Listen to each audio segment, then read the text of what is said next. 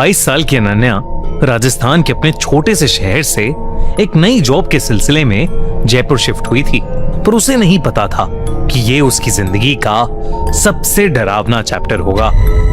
Office के पास ही एक छोटी सी सोसाइटी में उसे एक फ्लैट बड़े सस्ते रेंट पर मिल गया था, पर उस सोसाइटी के लोग बेहद अजीब थे। जब भी अनन्या कहीं भी जाती, वो लोग उसे ऊपर से नीचे तक घूरते रहते। और तो और उस सोसाइटी की कोई मेड भी अनन्या के घर काम नहीं करना चाहती थी।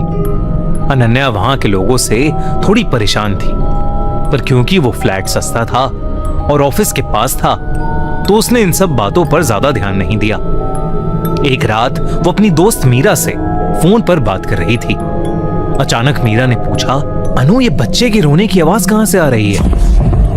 अनन्या कुछ पलों के लिए चुप होकर आवाज सुनने की कोशिश करने लगी, लेकिन उसे कोई आवाज नहीं आ रही थी। उस समय तो अनन्या ने इस बात पर ज्यादा ध्यान नहीं दिया, लेकिन जैसे जैसे दिन बीते, जो भी अनन्या को रात में कॉल करता, वो उससे यही पूछते कि उसके आसपास कोई बच्चा रो रहा है क्या, क्योंकि उन सबको किसी छोटे बच्चे के रोने की आवाज आती। अनन्या को अब ये बात बहुत अजीब लगने लगी थी। फिर एक रात कुछ ऐसा हुआ जिसने अनन्या को बुरी तरह डरा दिया। उस रात अनन्या गहरी नींद में सो रही थी।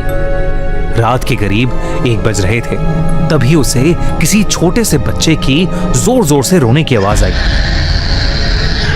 जिससे उसकी नींद टूट गई। पर जैसे ही उसने आंखें खोली, वो आवाज बंद हो गई। अनन्या ने चिल्लाकर पूछा, कौन है?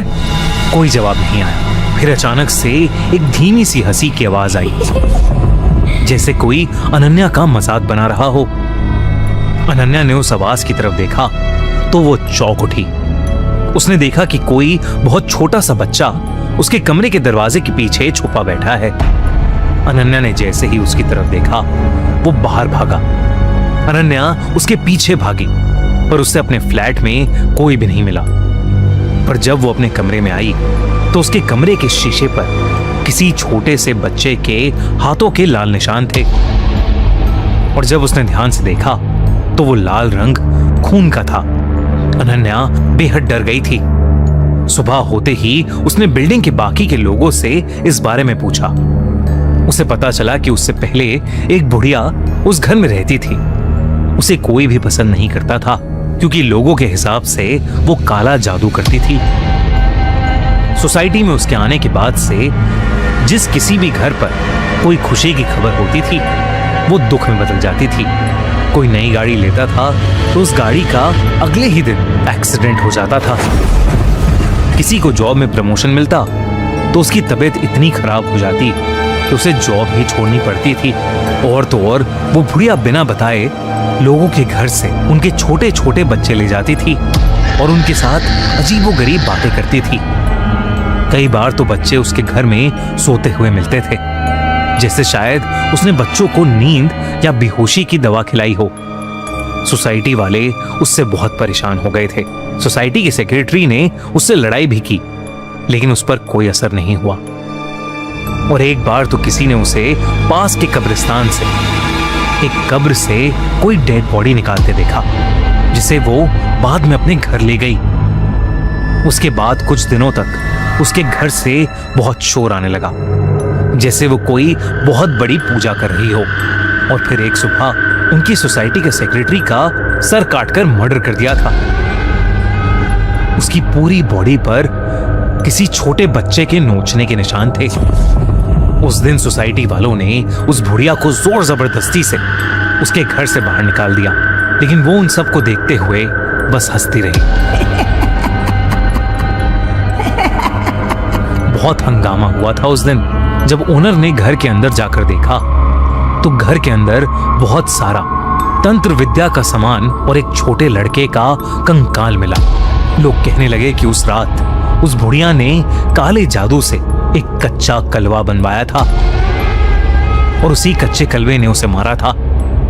इस इंसिडेंट के बाद काफी टाइम तक वो घर खाली था और उसके बाद अनन्या वहां रहने आई थी। ये सब सुनने के बाद अनन्या बहुत घबरा गई थी। वो अपने घर आई और कच्चा कलवा के बारे में ऑनलाइन पढ़ने लगी। उसे पता चला कि जब साल भर से छोटे बच्चे की मौत हो जाती है तो उसकी बॉडी जलाई नहीं जाती, बल्कि उसे दफनाया जाता है। कई काला जादू करने वाले लोग उसकी बॉडी को जमीन से निकालकर उसकी बॉडी पर कच्चा कलवा की साधना करते हैं, जिससे वो उस बच्चे की आत्मा को अपने वश में कर लेते हैं और अपना मन चाहा काम करवाते हैं। अनन्या ये सब पढ़कर चौंक गई थी। उसे ये सब बहुत ही खतरनाक लग रहा था। तभी अचानक से घर की लाइट चली गई और घर में अंधेरा हो गया। एकदम से उसे सांस लेने में दिक्कत होने लगी। उसे ऐसा लग रहा था जैसे कोई उसका गला दबा रहा है। पसीने में तरबदर वो किचन में एक गिलास पानी लेने गई तो उसके हाथों से गिलास छूट गया। उसने जब किचन की खिड़की में अपने आप को देखा तो उसके गले पर छोटे छोटे उंगलियों के निशान थे, जैसे किसी बच्चे ने उसका गला घोटने की कोशिश की हो। तभी उसे अपने कमरे से एक बहुत तेज आवाज आई, किसी छोटे से बच्चे के बहुत तेज रोने की आवाज। वो कमरे में गई तो वो आवाज कहीं ऊपर से आ रही थी। अनन्या ने ऊपर देखा तो उसके होश उड़ गए। उसकी कबर्ड के ऊपर से उसे धीरे धीरे दो हाथ बाहर आते दिखे और फिर एक बहुत ही खूंखार सा दिखने वाला बच्चे का चेहरा दिखा। ऐसा लग रहा था कि उस बच्चे का पूरा शरीर सड़ चुका है। उस बच्चे के नुकीले दांत और लंबे काले नाखून थे। अनन्या को समझ आ गया था कि ये उसी बच्चे की खतरनाक आत्मा है जिसे वो बुढ़िया घर लेकर आई थी। वो अनन्या को देखकर बहुत ही भयानक तरीके से मुस्कुरा रहा था। इससे पहले कि वो कुछ कर पाती, वो बच्चा अनन्या के ऊपर कूद पड़ा। अनन्या ने फौरन घर का दरवाजा खोला और लिफ्ट की तरफ भागी, पर लिफ्ट बंद पड़ी थी। उसने अपनी घर की तरफ देखा तो लिविंग रूम में वही भयानक बच्चा खड़ा था जो धीरे धीरे उसके करीब आ रहा था। अनन्या ने घबराकर अपने पड़ोसी के घर की बेल बजाई, पर कोई बाहर नहीं आया। तभी अनन्या का फिर से दम घुटने लगा। वो किसी तरह भागकर अपनी सोसाइटी के गेट पर पहुंची तो सिक्योरिटी गार्ड उसे इस हालत में देखकर चौकन्ना हो गया। गार्ड को लगा कि शायद कोई बदमाश सोसाइटी में घुस आया है, इसलिए वो अनन्या के फ्लैट की तरफ भागा। इससे पहले कि वो सिक्योरिटी गार्ड को कुछ बोल पाती, वो सिक्योरिटी गार्ड ऊपर जा चुका था। कुछ ही देर में अनन्या को उस गार्ड की चीख सुनाई दी। वो पीछे पलटी तो उसने देखा कि ऊपर से कुछ नीचे गिरा है। वो उसी सिक्योरिटी गार्ड की लाश थी, गले पर वैसे ही निशानों के साथ जैसे अनन्या के गले पर थे। और ऊपर उसकी बालकनी में वही डरावना बच्चा था, पर इस बार उसकी आंखों से खून बह रहा था। पूरी सोसाइटी में हल्ला मच गया। सूरज उगते ही एक पंडित को बुलाया गया। पंडित ने बताया कि काला जादू करने वाली बुढ़िया तो चली गई, लेकिन उस फ्लैट में अभी भी उस छोटे से लड़के की आत्मा कैद है, जिसे उसने कच्चा कलवा बनाया था, और वो एक बहुत ही खतरनाक आत्मा है। अनन्या ने उसी दिन वो फ्लैट छोड़ दिया और कहीं और शिफ्ट हो गई।